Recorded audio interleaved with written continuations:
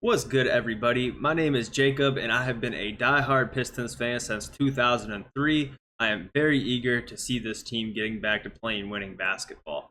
Today, we are going to be going over the latest on the Pistons head coaching search. I'm going to go over the candidates that are for sure going to be coming in for an interview soon. And then towards the end of the video, I'm going to let you know someone who I think might be a little bit under the radar here. Maybe not so much, but it's the guy who I think is the man for the job.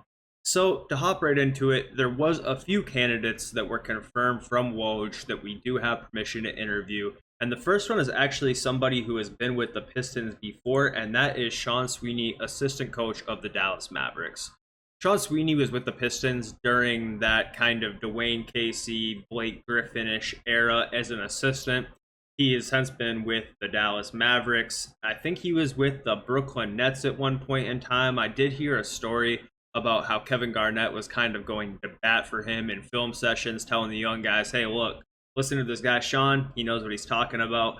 So Sean Sweeney is going to be someone who will be coming in for an interview soon. He has, of course, been with the Dallas Mavericks this season, going to the NBA Finals and everything like that. So there has been some experience there, but nevertheless would be a first-time NBA head coach. And that same goes for the second guy, Mike Inori. A lot of similarities here between Mike Inori and Sean Sweeney, as he also is with the Detroit Pistons as an assistant coach previously. Mike Inori also was an assistant on a team this year that made a deep playoff run. So there's definitely a couple different overlaps there between the two head coaches to be, hypothetically. And also, neither of them have ever been a head coach before.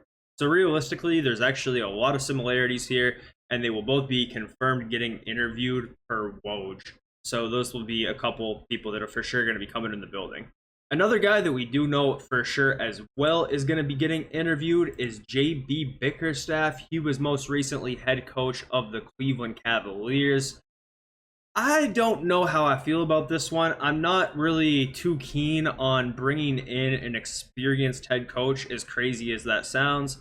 I really think that the best coach right now to hire would be a guy who can kind of grow with this young team that we have.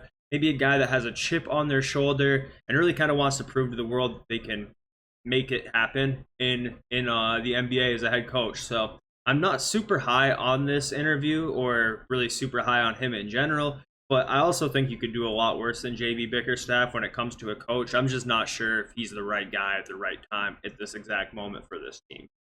And then at number 4, this is one that's been a little bit kind of out there.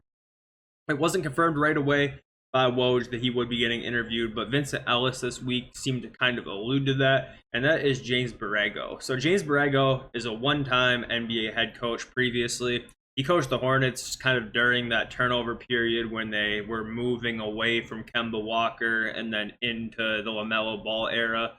I think the best season they had under him was like a 42-win season or something along those lines. Must have been that year when like LaMelo and Miles Bridges were most recently playing.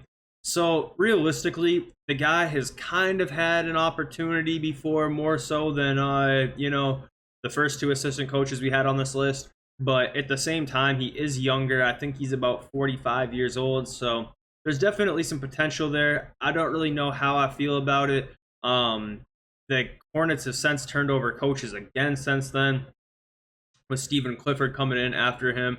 So, it's kind of hard to get a read on exactly what was going on over there in Charlotte. I don't have a whole lot to say on James Borrego. If that's the hire, look, I definitely won't be upset about it.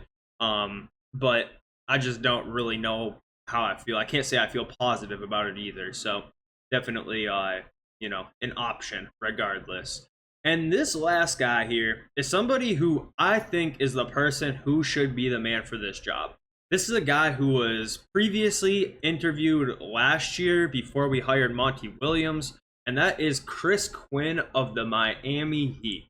Chris Quinn has been with the Miami Heat as an assistant pretty much since he has been out of the NBA. If you guys didn't know, Chris Quinn was an NBA player back like when I was young, like way back in the day, talking like down like late 2010s is kind of when I remember him playing.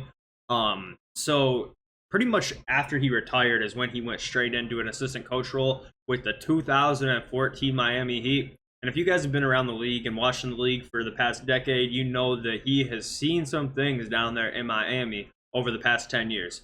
I don't know for sure if he was there for that last year of the Heatles, but nevertheless, he definitely caught the tail end of the Bosch years, the Wade years, and that moved on into the Butler years, the 2020 bubble run, and then, of course, last season's final run is an 8th seed. And here's what you notice if you actually watch the Heat play pretty regularly. Chris Quinn isn't just a run-of-the-mill assistant. This dude is the right-hand man of Spo. You can see Chris Quinn consulting and talking with Spo on the sidelines as much as you can possibly see any assistant coach talking to the head coach. This dude is over Spo's shoulder constantly. Of course, I'm not in those locker rooms. I don't know what that really means in the grand scheme of things. Everybody loves Spo. Of course, he's probably one of the highest regarded coaches in the league, if not the highest, right up there with like Popovich.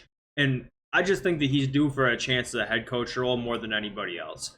If you're able to be a lead assistant and an assistant at all with one team for 10 years and that team is successful and you're underneath one of the best coaches in the league during that entire time, I already trust it. And it's so hard to actually know what it would look like if any of these assistants, got a good shake in the league. If someone's telling you that they can predict whether one of these assistants is going to work out, look, maybe like an insider, like someone who's actually in the locker room might know kind of how that'll work out or have an idea. But like your average Joe, your average fan, like it's just a guess. But realistically, if you kind of put all the pieces together, see how he acts on the sideline, see how he carries himself, I think this is the slam dunk hire. We probably should have went and got him last year. We probably should have went and got him or Charles Lee last year, who has since taken over in the Hornets role.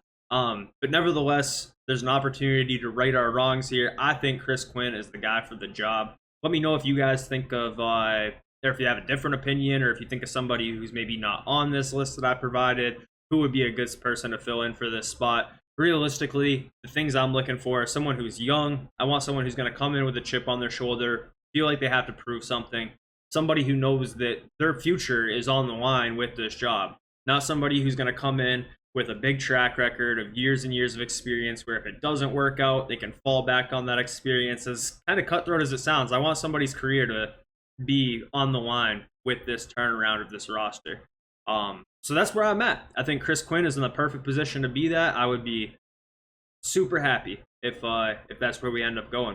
So let me know if you guys have any different thoughts, if you agree, really just anything. I'd be more than happy to talk about this with anyone. I think it's probably the most important thing going forward, maybe even more important than who we pick 5th in the draft this week. So I'll catch up with y'all soon. Bye.